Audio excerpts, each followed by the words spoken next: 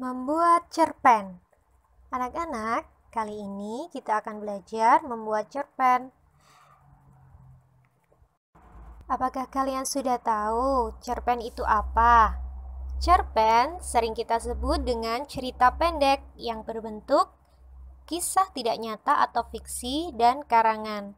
Cerpen ditulis secara singkat, padat, atau langsung pada tujuan cerita. Adapun ciri-ciri cerpen adalah 1. Singkat. Yang dimaksudkan jumlah kata kurang dari 10.000 atau kurang dari 10 halaman. Yang kedua, memiliki tema. Jadi, kalian sebelum membuat cerpen harus membuat tema atau gagasan terlebih dahulu ya. Yang ketiga, memiliki kejadian. Kejadian atau peristiwa yang disampaikan harus menarik agar pembaca juga tertarik untuk membaca cerpen kalian. Yang keempat, memiliki alur cerita. Alur cerita di sini kalian bisa menuliskan alur cerita lurus atau tunggal. Yang terakhir, nomor 5, terdapat pesan atau amanat. Jadi, dalam cerpen kalian harus disampaikan sebuah pesan kepada pembaca atau pendengar ya. Nah, sekarang kita akan belajar tentang jenis-jenis cerita. Ada apa saja ya? Yang pertama ada legenda. Legenda merupakan cerita rakyat yang dianggap benar-benar terjadi pada suatu daerah. Yang kedua ada dongeng. Dongeng merupakan cerita yang tidak benar-benar terjadi. Yang ketiga ada sage. Sage merupakan cerita lama yang berhubungan dengan sejarah, baik itu pahlawan, kesaktian, maupun keberanian. Yang keempat ada mitos atau mite. Mitos atau mite yaitu cerita prosa rakyat yang ditokoi para dewa atau makhluk setengah dewa yang terjadi di dunia kayangan atau di dunia lain. Yang terakhir ada fabel. Fabel merupakan cerita yang menceritakan kehidupan hewan yang berperilaku seperti manusia. Nah, itu tadi jenis-jenis cerita. Sekarang kita akan belajar tentang unsur-unsur yang ada di dalam sebuah cerita. Perhatikan baik-baik ya. Unsur-unsur dalam cerita atau cerita pendek ada tema. Tema adalah gagasan utama di dalam sebuah cerita pendek. Yang kedua ada alur. Alur adalah jalan cerita di dalam sebuah cerita pendek. Yang ketiga ada latar atau setting. Ada setting tempat, ada setting waktu, dan setting suasana. Yang keempat ada tokoh, yaitu pelaku atau karakter di dalam sebuah cerita. Yang kelima ada penokohan. Penokohan adalah sifat ataupun watak tokoh dalam sebuah cerita. Yang terakhir ada amanat. Amanat yaitu pesan moral yang ingin disampaikan penulis kepada pembaca maupun pendengar. Bagaimana ya cara membuat cerpen? Nah, berikut ini adalah pembahasan tentang tahapan membuat cerpen. Yang pertama, kalian harus menentukan tokoh, tema, penokohan, dan latar, baik latar waktu, latar tempat, maupun latar suasana cerita.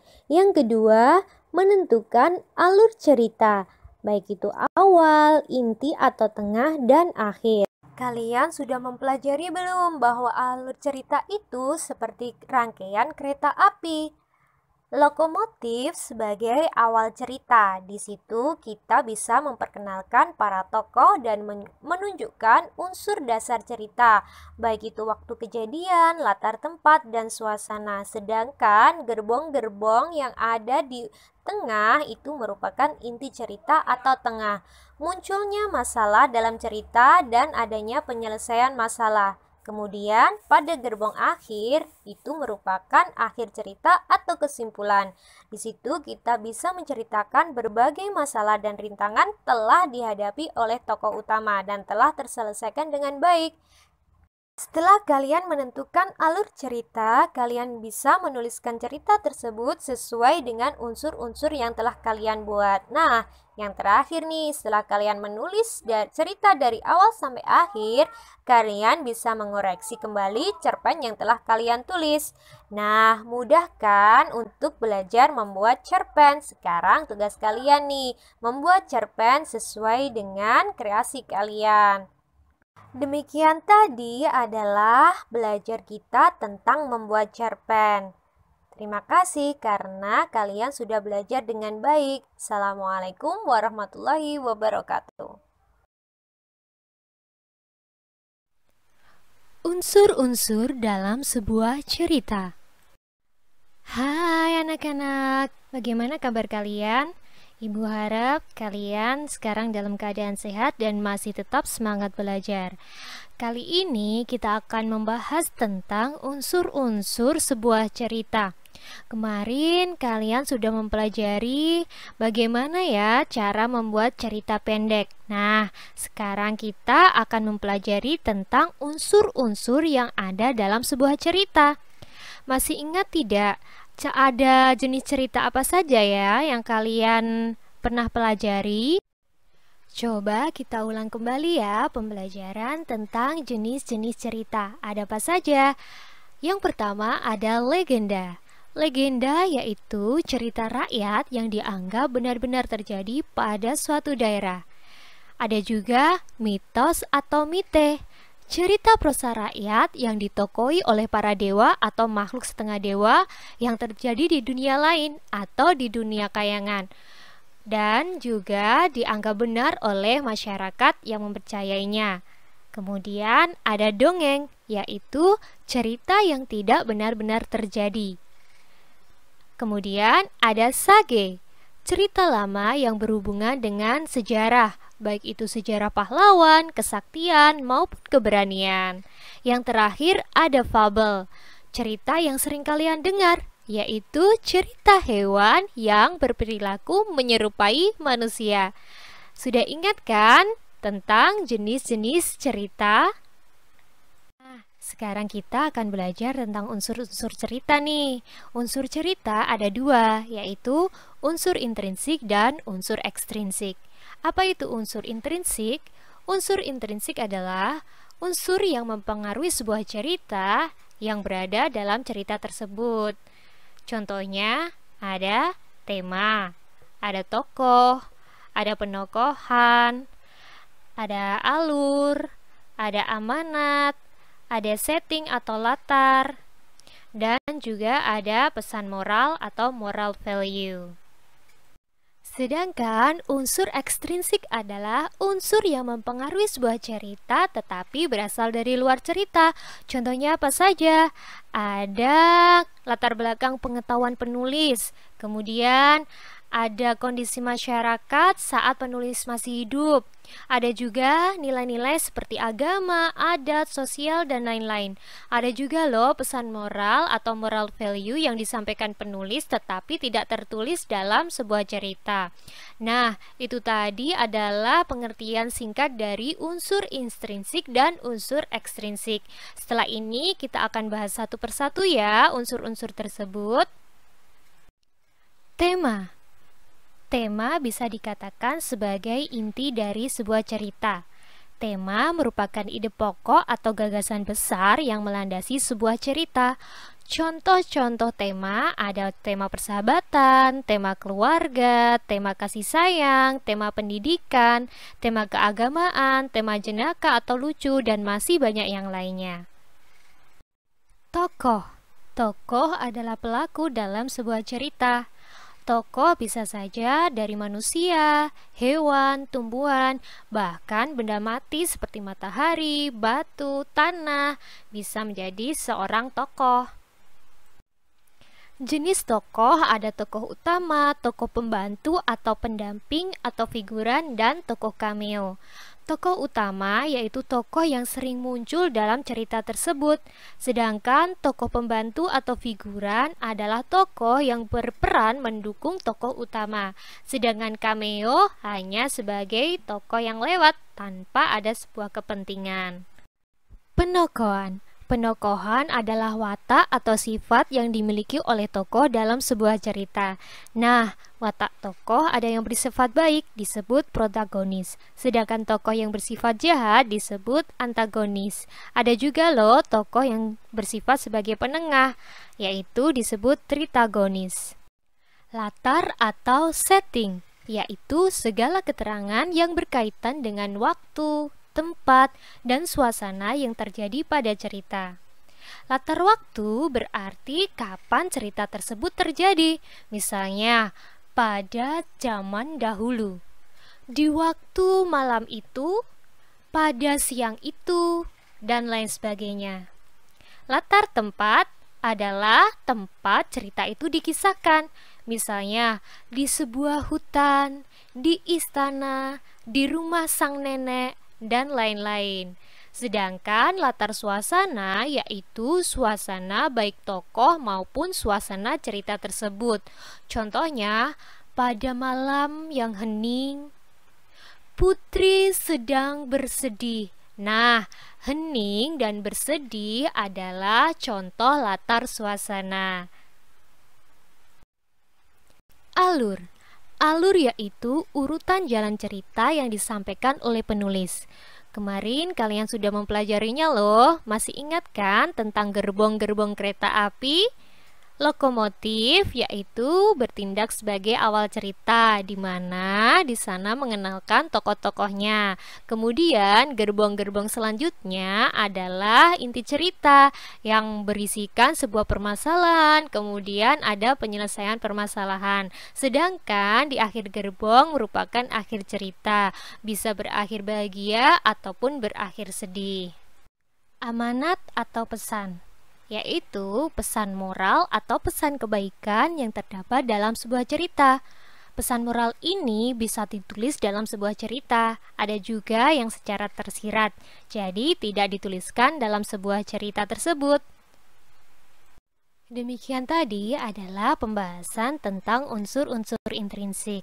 Nah, setelah ini Ibu punya contoh yang bisa kita lihat manakah ya yang termasuk unsur intrinsik tokoh, penokohan, amanat, alur, setting, dan lain sebagainya. Kita lihat ya. Contoh cerita ini merupakan kutipan cerita Nunu si Kutu Buku karya Anandita. Nah, akan Ibu bacakan ya. Nunu tak peduli diejek kawan-kawannya. Dia tetap masuk taman bacaan kancil. Siang itu, dia sengaja menyempatkan mampir ke tempat baca itu. Nuh, kamu ini sombong banget. Kita ini kan mau main sepeda di tanah lapang dekat sawah Haji Miun, kata Kiki. Melihat Nunu masuk taman bacaan, Kiki dan teman lainnya pergi. Pada rak buku cerita anak, Nunu menemukan cerita tentang rahasia sebuah buku. Setelah tamat membaca buku itu, dia makin sadar bahwa membaca buku penting bagi siapapun. Makin banyak membaca buku, ternyata makin banyak yang ku tahu, gumam Nunu.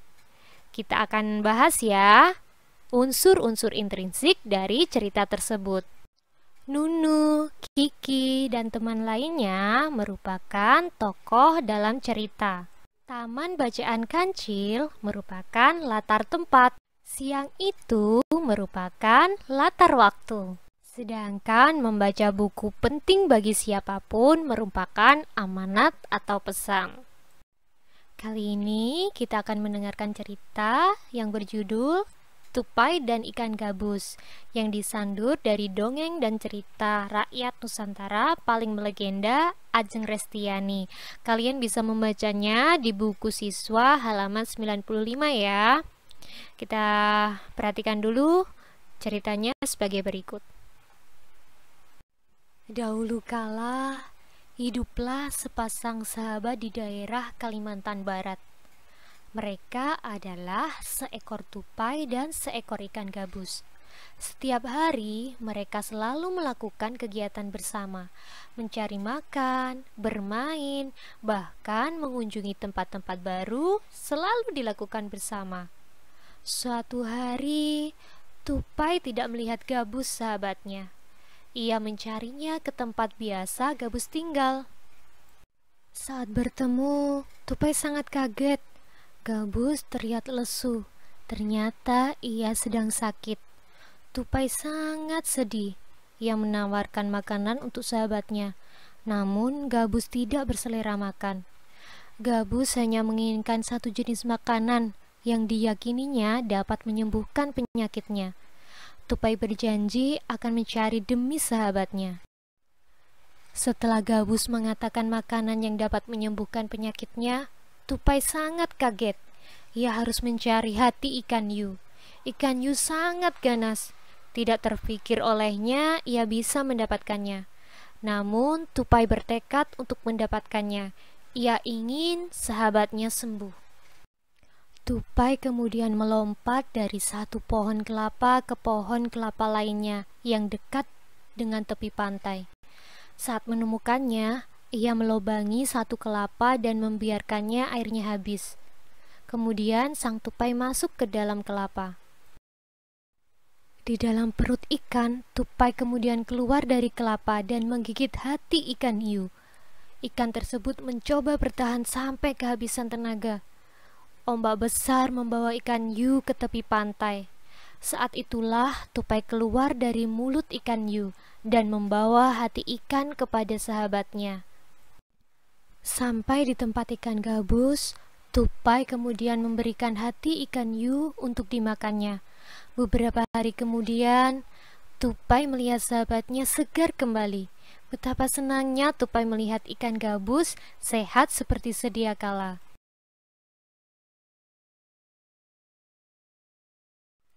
Berdasarkan cerita tupai dan ikan gabus di atas, carilah unsur-unsur intrinsiknya. Kamu bisa menulisnya dalam buku latihanmu ya. Terima kasih sudah belajar bersama. Semoga ilmu yang kalian dapat bisa bermanfaat untuk kalian.